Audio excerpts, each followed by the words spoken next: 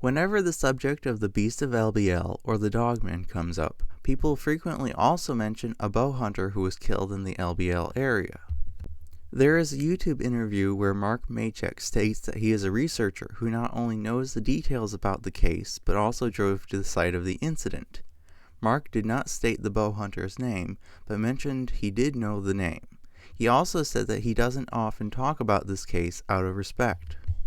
Finally, Mark said that there was news coverage of this incident, so I can take the details he mentioned and use them to find out more. However, I quickly ran into a problem. There are no news stories that matched Mark's description of the events. There is simply no evidence that any version of this bowhunter story actually happened in LBL. However, there are two actual events that share similarities with this story. Whether Mark was simply gathering rumors and repeating them, or totally fabricating this version himself, I don't know. However, we do have the real case of a man, Robert Puryear, who went missing and was later found dead in the LBL area. This case happened in 2005, and at least one version of the bowhunter story involved the bowhunter being killed in the 2000s sometime. However, none of these articles said anything about Puryear being a hunter or hunting at the time of his disappearance.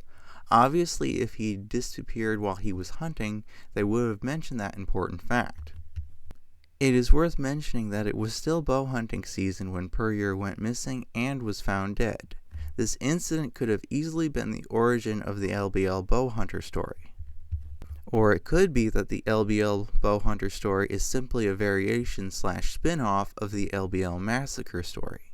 The only question that was never really answered, though, is how Puryear died. This was never mentioned in any of the articles about this incident. Next, we have the case of Robert Carter Jr., who was a fit and experienced bowhunter. He went missing while bow hunting, and his body was later found slumped against a tree.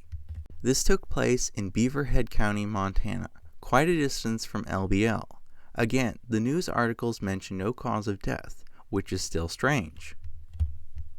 His wife last had contact with him on the 16th of 2015. She reported him missing on the 19th and expected him home on the 20th.